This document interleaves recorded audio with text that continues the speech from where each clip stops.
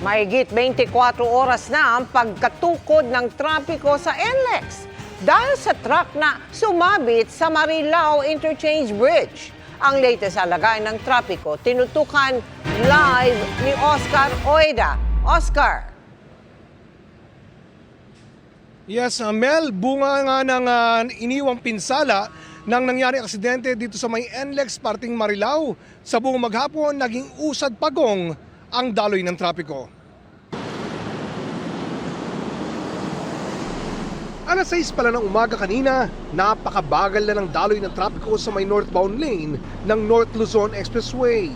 Bunsod pa rin ang nangyaring aksidente sa may ilalim ng Marilao Interchange Bridge kung saan isang trailer truck ang sumabit sa nasabing tulay.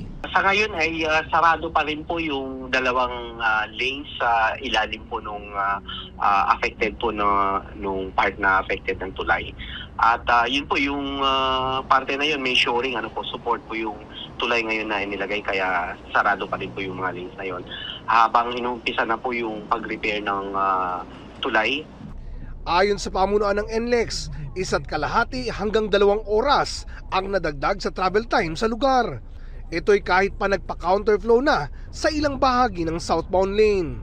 Slow moving traffic natin nasa mga 10 to 15 kph. So, I think roughly nadadagdagan ng another 1 to 1.5 hours dito lang sa area na to. Pag talagang bumabagal pa po, yung nakikita natin nadadagdagan ng 2 oras . Sa tindi ng traffic, yung iba gumilid na lang ng highway, matugunan lang ang tawag ng kalikasan. Habang ilan, dinaan na ang sasakyan sa rough road, makausad lang. Mula sa Quezon City, kulang-kulang 3 oras din ang itinagal ng aming biyahe bago makarating ng Marilao, kung saan nakita naming inuumpisahan na ang pagkukumpuni sa tulay. Yan po yung sinisiguro po namin, kaya kailangan makumpuni kaagad. Para mas mabilis po ang pagkumpuni, kailangan isara po yung mga lanes na affected dun sa ilalim. Para in 2 to 3 weeks or right before Holy Week, kung saan inaasahan po natin pagdagsa ng ating mga motorista panorte at magiging pabalik ng Maynila ay maayos na po yung bridge at nadadaanan na po lahat ng lanes. Ang tinamaang tulay, nadadaanan pa naman, kaya lang 1 lane lang ang passable. Alauna na madaling araw nitong Miyerkules, dumadaan ng NLEX ang isang trailer truck na may kargang tanker nang sumabit ito sa tulay ng Marilao. May vertical clearance yun na 4.27, nakalagay naman po dun yung restriction ng kalsada na yan, na 4.27 meters lang yung vertical clearance o allowed na pumasok dun sa portion na yun. Pero yung truck is more than 4.27, so lumagpas siya dun sa limit. Sa lakas ng impact, tumilapon palabas ang asawa ng driver na nooy nakasakay sa nasabing truck. Bali, eksaktong lilipat po siya doon sa backseat, tutulog. Eksaktong pagdagasa niya, pag lilipat siya, bigla pong pumreno. Ligtas naman na daw sa tiyak na panganib ang tumilapong asawa ng driver. Ang driver naman, hawak na ng Marilao Police at nahaharap sa kasong reckless imprudence resulting in damage to property. Ang pagkakaintindi ko, pare-paras lang sila ng clearance. Lusot naman ako. Pagdating lang dito sa Marilao, ba't nagtaka na, kapantin ako na lulusot na yung karga ko. Yun nga po, sumabit. Alam mo ba na over ka sa 4.2? Hindi ko pa rin po nasukat yun . Pero ang aksidenteng ito, nasundan ng isa pa, kaya 2 truck na ang sumabit sa tulay. Itinanggi naman ng NLEX ang haka-haka ng ilan na nabawasan na ang vertical clearance sa lugar, bunsod ng pag-aaspalto sa daan. Yung clearance height po ng bridge at saka yung pavement po namin, na-maintain naman po namin na nasa 4.5 na lang po yun . Kaya hindi po pwedeng kailangan patong lang ng asfalto. Pag nagre-repair, ang ginagawa po dyan, kinakayod po yung sirang pavement para po naman yung paglatag ganun pa dito yung kapal. Sa mga daraan dito sa NLEX, pinapayuwang dumaan sa alternatibong ruta para makaiwas sa traffic. Samantala, Mel, kapansin-pansin na sa mga oras na ito ay muling binuksan yung mga lanes na kanina o buong araw ay sinarado para magbigay daan dun sa construction. Pinadadaanan na yung mga sakyan sa naturang lane pero inaasahan na pag medyo kumonti-konti na raw ang mga sakyan ay muling isasara ang mga ito para muling magbigay daan sa ginagawang repair sa nasirang tulay. Mel? Maraming salamat sa iyo, Oscar Oida. Patay ang mag-asawang senior citizen at kanilang anak sa sunog na sumiklab sa Tondo, Maynila. Nagkasunog din sa Quezon City na tumupok sa ilang bahay. Nakatutok si Joseph Morong. Pahirapan ang pag-apula ng mga bumberos na nagngangalit na sunog na ito sa Tondo, Maynila pasado 1:00 ng hapon kanina. 18 pamilya, mahigit 50 individual ang apektado ng sunog na tumupok sa 6 na bahay. Pero higit pa sa napinsalang ari-arian, 3 buhay ang nawala. Mag-asawang senior citizen na edad 70 at 78 at ang kanilang 45 anyos na anak. Isang fire volunteer naman ang nabagsakan ng paleta at 3 iba pa ang nasugatan.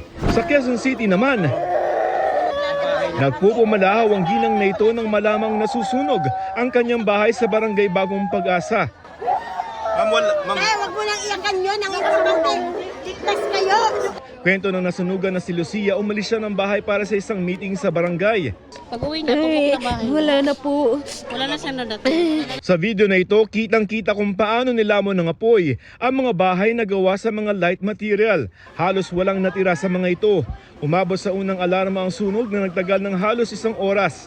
2 ang nasugatan. May pumutok doon namin na ano yun, paglabas namin, nasusunog na pala yung taas ng bahay namin. Alleged electrical, ang origin natin ay sa second floor ng light materials. Inaalam pa ng BFP ang eksaktong bilang ng mga bahay na natupok at bilang ng mga apektadong residente. Patuloy rin ang investigasyon sa magkahiwalay na sunog.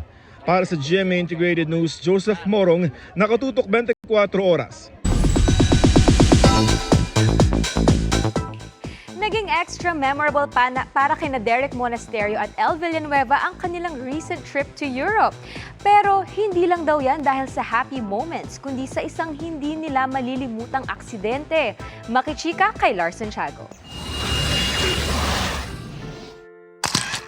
Magical para kina Derek Monasterio at El Villanueva ang kanilang first Europe tour na nagsimula noong Valentine's Day sa Iceland.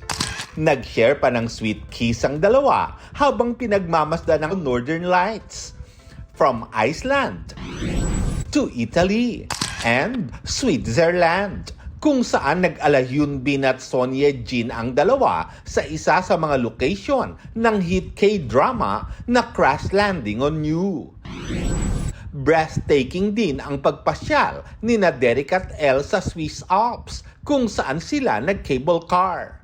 Pero ang masayang tour na uwi sa pagkakadisgrasya ni El habang kinukunan niya ng picture si Derek. Nag-slide siya sa mountain pababa. 15 seconds of sliding down without knowing kung hihinto ba siya or hindi. Kasi grabe ang foggy hindi namin makita yung baba. Iniisip ko din, bababa ba ako? Sundan ko ba siya? Kasi pag sinundan ko siya, hindi ako makahingi ng tulong Huminto raw ang paggulong ni El nang makarating siya sa isang patag na lugar ng bundok. Buti na lang talaga, lumand siya sa isang flat surface. Tapos may daan paikot pabalik doon sa akin na malayo, lalakarin. Pag baba niya, sumunod ako, nag-slide din ako pababa. Pero ako, dahan-dahan. Like, nakokontrol ko. Siya kasi hindi, para siyang snowball, paikot-ikot. Ako, nag-slide ako pababa, dahan-dahan.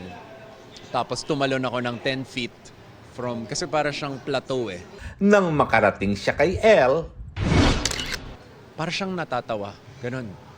Na hindi niya rin ma-process kung ano yung nangyari. And that made me feel kahit papano gumaan ng onte kasi medyo light lang niya tinake to, so parang ako din ganun. Pero pagdating namin ng van, naiiyak na ako dito. Kasi, oh my God, yun na yung moment na yun. Muntik na yun, ganun. ang pangyayaring yun nakuna ng buo ng kamera na nabitawan ni El. habang ibinabahagi ni Derek ang nakatatakot na karanasan nila ni Elle sa media conference ng bago niyang series na Slay. Kita pa rin sa Sparkle actor ang naramdamang takot at pangamba. Maraming araw siyang napagtanto sa pangyayaring yun na muntik nang mawala sa kanya ang pinakamamahal niyang babae.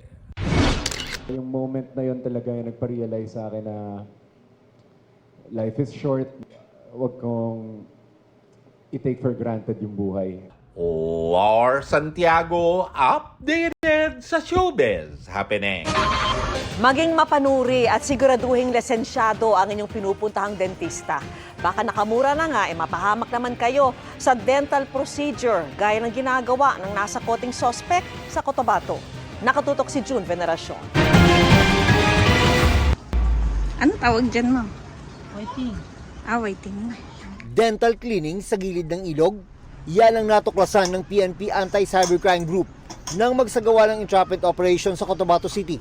At ang gumagawa ng cleaning, peking dentista pala. Ang hindi niya alam, pulis pala ang nililinisan niya. At least magputi yung pinumbi. Pagkatapos ng cleaning, braces naman sana ang ilalagay ng peking dentista. Dito na lumabas ang iba pang pulis sa paligid. Ikaw po, inarito namin sa salang illegal practice of dentistry. Wala raw sa listahan ng mga lisensyadong dentista ng Philippine Dental Association ang suspect. Sa investigasyon, dati raw itong assistant ng isang tunay na dentista bago siya mag-alok ng dental services sa social media. Ang ino-offer niya na mga services, dental services ay una yung cleaning and also po sa paglagay ng braces. And ito po ay sa price na 1,000 pesos. Kasama na po dito yung mga materials, yung labor. Bukod sa mura, may discount pa raw kaya marami na ang kumagat sa alok ng peking dentista. Patunay daw dito ang mga pasyenteng nakapost sa kanyang social media account na dumaan sa kanyang mga kamay. Nakita din natin during the operation is yung hygiene na ginagawa nitong fake na dentist na sinesterilize niya lang itong mga gamit sa mainit na tubig na hindi talaga dapat gawin ng isang dentist. Maharap ang suspect sa reklamong paglabag sa Philippine Dental Act of 2007, kaugnay ng Cybercrime Prevention Act of 2012. Sinusubukan pa naming makuha ang panig ng suspect. Babala ng isang dentista, marami ang pwedeng mangyaring masama kapag sa maling tao pinagkatiwala ng pasyente ang kanyang mga ngipin.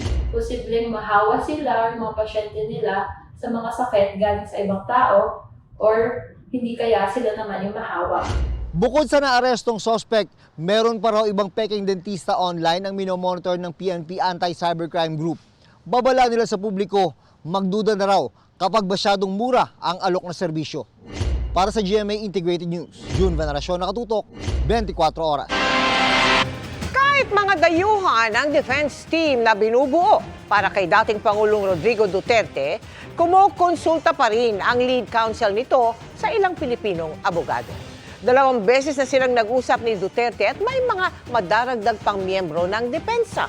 Ang latest sa The Hague, the Netherlands, tinutukan live ni Mariz Umali. Mariz? Mel, katunayan nga, kalalabas lang nitong si Vice President Sara Duterte sa kanyang pagbisita sa ama na si dating Pangulo Rodrigo Duterte dito sa Scheveningen Prison. At kasasabi lamang niya na ngayong araw ay mamayang gabi, actually oras dito sa The Hague ay darating yung isa pang foreign na abogado na kanyang kakausapin at i-interviewin para maging bahagi ng defense team. At siya ay tatayong co-counsel ni Attorney Nicholas Kaufman. At target ng defense team na mabuo ito sa loob ng 1 linggo. Nagumpisa na si dating Pangulong Rodrigo Duterte at ang kanyang lead counsel na si Nicholas Kaufman na pag-usapan kung paano mananalo sa kasong Crimes Against Humanity for Murder na nakahain sa International Criminal Court o ICC. Ayon kay Attorney Kaufman, trabaho agad sila ni Duterte sa ikalawang beses na pagbisita sa dating Pangulo sa ICC detention cell dito sa the Netherlands. I'm going to instruct him on the nature of the case against him, and he's going to tell me how to fight it and to win it. Ayaw pang sabihin ni Kaufman kung sino-sino ang magiging bahagi ng legal team na naunang sinabi ni Vice President Sara Duterte ay magiging pawang mga foreign national. I'm not commenting on the name of the council, okay, in any way whatsoever, okay, and that doesn't mean that I'm approving or disapproving of any nomination or any name that you're mentioning. So the announcement will be made in due course. Gayunman sabi ni Kaufman, kumukonsulta pa rin siya sa mga Pilipinong abogado. I'm already taking advice from Filipino lawyers. I have to in a case like this. There is an essential element of any case at the International Criminal Court that there is a need for foreign lawyers. So there will definitely be involvement of Filipino lawyers. I need them. Sabi rin ni Kaufman na abisuhan na raw niya si Duterte tungkol sa nature ng kasong crimes against humanity. Bukod dito, ayaw nang magbigay ng ibang detalye ni Kaufman kung paano nila dedepensahan si Duterte sa confirmation of charges hearing sa September 23. Pero isa raw sa idudulog nila sa pre-trial Chamber 1 ang paraan kung paano inaresto si Duterte nitong Marso at nilipad dito sa The Hague. Everybody saw what happened to him when he returned to the Philippines, was put onto a plane and thrown over here. So you will be filing for interim release? I'm not going to divulge defense strategy. Indirect co-perpetrator ang turing kay Duterte sa warrant of arrest na nilabas ng ICC sa kasong murder as a crime against humanity. Samantala, Mel, dagdag na impormasyon na binigay sa atin ni Vice President Sara Duterte ay nailipat na sa regular na detention facility ang kanyang ama. Wala na siya sa hospital part ng pasilidad.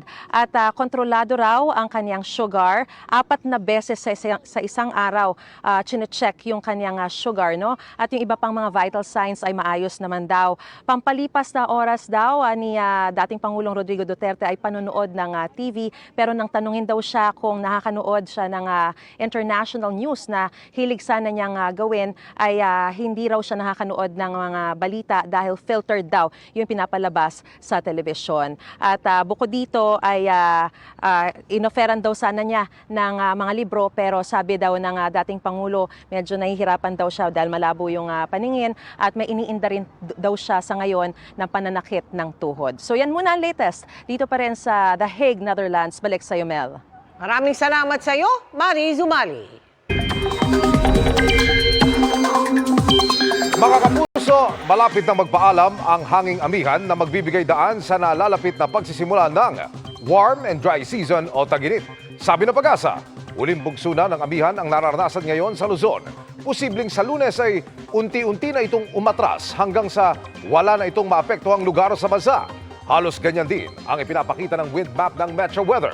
Sabay-sabay nating tututukan ang magiging anunsyo ng Pag-asa sa mga susunod na araw. Wala pa man ang tag-init, tuloy-tuloy ang alisangang nararanasan sa ilang bahagi ng bansa. Karamihan sa mga pinakamatataas na heat index ay nasa Mindanao na posibleng umabot sa 40 at 41 degrees Celsius. Base rin sa datos sa Metro Weather, mataas ang tsansa ng ulan sa Cagayan Valley, Cordillera, Southern Luzon, Bicol Region, Visayas at Mindanao.